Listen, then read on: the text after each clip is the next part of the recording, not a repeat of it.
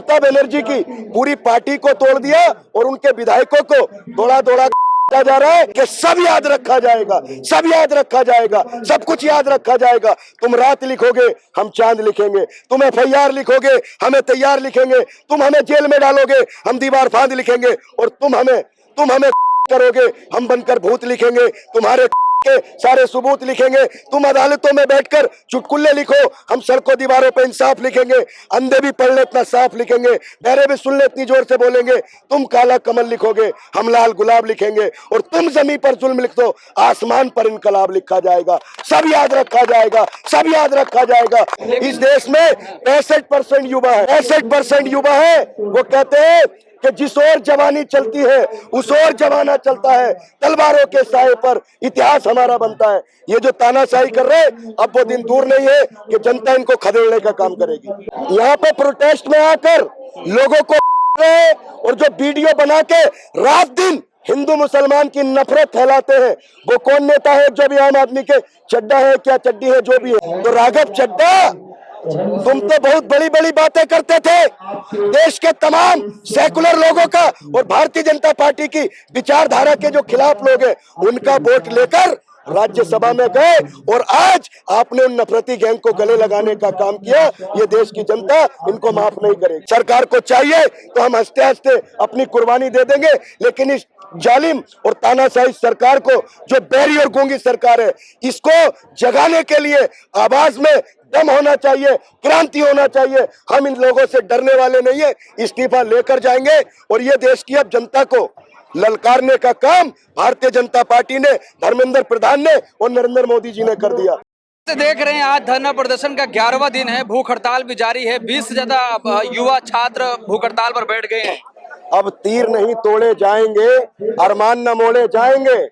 ये सल्तनत कितनी भी तानाशाही कर ले, लेकिन हम मैदान छोड़ने वाले नहीं हैं। जिस तरीके से पूरे देश के छात्रों की एक ही डिमांड है कि शिक्षा मंत्री को इस्तीफा दे देना चाहिए। लोग भूख स्ट्राइक कर रहे हैं, लोग यहाँ पर इतनी 45 डिग्री की गर्मी में बैठे हैं। आखिर ये गूंगी और बहरी सरकार इसके कानों पर जूं तक देखने को तैयार नहीं है। कितनी तानाशाही करेंगे? एक तरफ कहते हैं कि सबका साथ सबका विकास, देश के छात्र देश का भविष्य है, और भविष्य के साथ कैसे मोदी सरकार के मंत्री तानाशाही कर रहे हैं, भविष्य के साथ खिलवाड़ कर रहे हैं। ये देश की जनता बर्दाश्त नहीं करेगी। ये इस दौर में लिखा जाएगा कि जब देश का छात्र सड़कों पर अपने हक और इंसाफ के लिए लड़ रहा था, तो कि बी टीम कहने का काम भारतीय जनता पार्टी के नेता कर रहे थे। ये बताइए कि अपने हक के लिए लड़ना, क्या छात्रों की हक की आवाज को उठाना, क्या ये जो अपने एसी के कमरों में बैठे हैं, उनको ये पता नहीं है कि यह कितनी गर्मी है, कितनी गर्मी के कारण लोगों की तबीयत खराब है। सोनम वांगचुक जी भी स्ट्राइक पर बैठ गए, और अभी एक लड़का आपने देखा जो पहले दिन से बैठा, उसकी तबीयत खराब हो गई। तो आखिर सरकार अगर हमारी, तो हम संविधान देने के लिए तैयार है, क्योंकि हमारे आदर्श बाबा साहब अम्बेडकर है, भगत सिंह है। अगर हमारी कुर्बानी सरकार को चाहिए तो हम हंसते हंसते अपनी कुर्बानी दे देंगे, लेकिन इस जालिम और तानाशाही सरकार को, जो बैरी और गूंगी सरकार है, इसको जगाने के लिए आवाज में दम होना चाहिए, क्रांति होना चाहिए। हम इन लोगों से डरने वाले नहीं है, इस्तीफा लेकर जाएंगे। और ये देश की अब जनता को ललकारने का काम भारतीय जनता पार्टी ने, धर्मेंद्र प्रधान ने और नरेंद्र मोदी जी ने कर दिया। इस देश में 65% युवा है, 65% युवा है। वो कहते हैं कि जिस ओर जवानी चलती है उस ओर जमाना चलता है, तलवारों के साए पर इतिहास हमारा बनता है। ये जो तानाशाही कर रहे हैं, अब वो दिन दूर नहीं है कि जनता इनको खदेड़ने का काम करेगी। इनके पास नवीन कह रहे हैं तो वायरस है, इनको कुचलने का काम कर दिया जाएगा। वायरस है, ये बताइए, वायरस कह रहे हैं ना, उनके बच्चे भी पढ़ाई करते होंगे। हर ऐसा कोई व्यक्ति नहीं है इस देश में, चाहे वो नेता हो, मंत्री हो, क्रिकेटर हो, किसान हो, गरीब हो, मजदूर हो, सभी के बच्चे छात्र हैं। अगर वो वायरस कह रहे हैं तो वो खुद वायरस के पिता है क्या? ये बताइए, जो व्यक्ति सबसे बड़ी पार्टी का राष्ट्रीय अध्यक्ष हो और उसके मुंह से ये बयान शोभा नहीं देता, यही दिखाता है कि इनके आदर्श क्या है। हमने इस देश में बहुत कुछ देख लिया इन 12 सालों में। हमने विधायकों को खरीदते हुए देख लिया, हमने एमपीओ को खरीदते हुए देख लिया, हमने मुख्यमंत्रियों को तख्ता पलट होते हुए देख लिया। अभी अभी टीएमसी में देखा, उस ममता बनर्जी की पूरी पार्टी को तोड़ दिया और उनके विधायकों को दौड़ा दौड़ा कर रहा है पूरी तरीके से।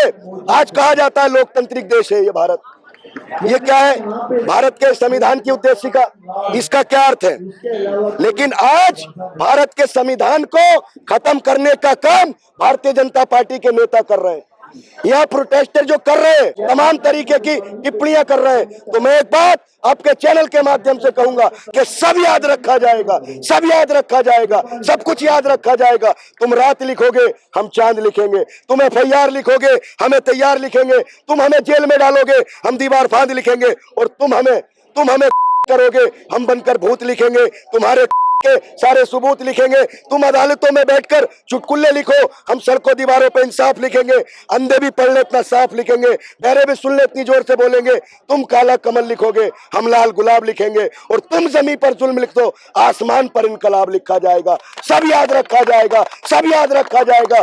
देश के साइंटिस्टों का भूख हड़ताल पर बैठ जाना, देश के बच्चों का इस तरीके से 45 डिग्री की टेम्परेचर की गर्मी में अपना खून पसीना बहाना, और देश के नौजवानों को कहकर बुलाना, ये भी सब याद रखा जाएगा। इन भारतीय जनता पार्टी की सरकार में जिस तरीके से किसानों का शोषण हुआ, नौजवानों का शोषण हुआ, देश में अपोजिशन के लीडरों का शोषण हुआ, आज ये इतनी तानाशाही पर उजागर है कि देश के छात्रों का शोषण करने के लिए तैयार है। सिर्फ एक सिंगल पॉइंट क्या डिमांड है कि गिरे जो शिक्षा मंत्री है उसको इस्तीफा दे देना चाहिए।